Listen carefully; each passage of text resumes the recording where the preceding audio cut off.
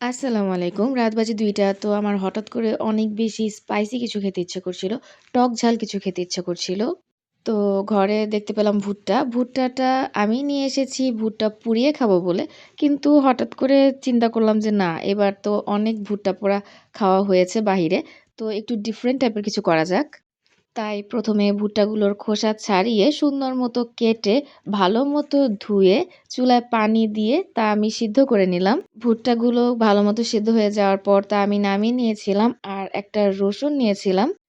রসুনের খোসা ছাড়িয়ে সুন্দর মতো কুচি করে নিয়েছিলাম। পুরো রসুনটা প্রয়োজন হয়নি।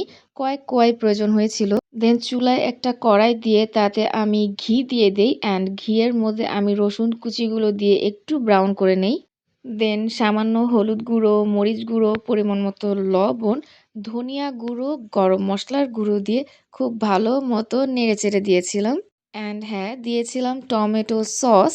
গোলমরিচের গুঁড়ো দিব ভেবেছিলাম কিন্তু হাতের কাছে পাইনি তাই আর দেয়া হয়নি। আর ভেবেছিলাম তেঁতুলের টক দিব কিন্তু আনফরচুনেটলি ঘরে তেঁতুলও ছিল না আর লেবুও ছিল না। তো এটা দেখে খুব বেশি খারাপ লাগছিল কারণ আমার তো টকটক করে ঝাল, ঝাল করে কিছু খেতে ইচ্ছে করছিল। তো যেহেতু ঘরে লেবু, তেঁতুল কিছুই ছিল না তাই আর টক কিছু দেয়া হয়নি।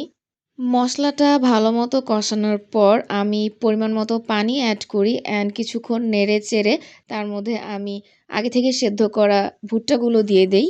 ভুট্টা দেওয়ার পর যখন একটু মাখা, মাখা হয়েছিল তখন আমি ধনিয়া পাতা কুচি করে দিয়ে দেই। আর স্পাইসি মাসালা ভুট্টার আমি অনেকগুলো রেসিপি দেখেছি কিন্তু আমি নিজের মতো করেই করেছি। আর আনফরচুনেটলি খেতেও অনেক বেশি মজা হয়েছিল। আমি এমনিতেও খাবার নিয়ে এক্সপেরিমেন্ট করতে খুব বেশি পছন্দ করি। তো এই তো আমার আজকের ভ্লগ এতটুকুই। আসসালামু আলাইকুম।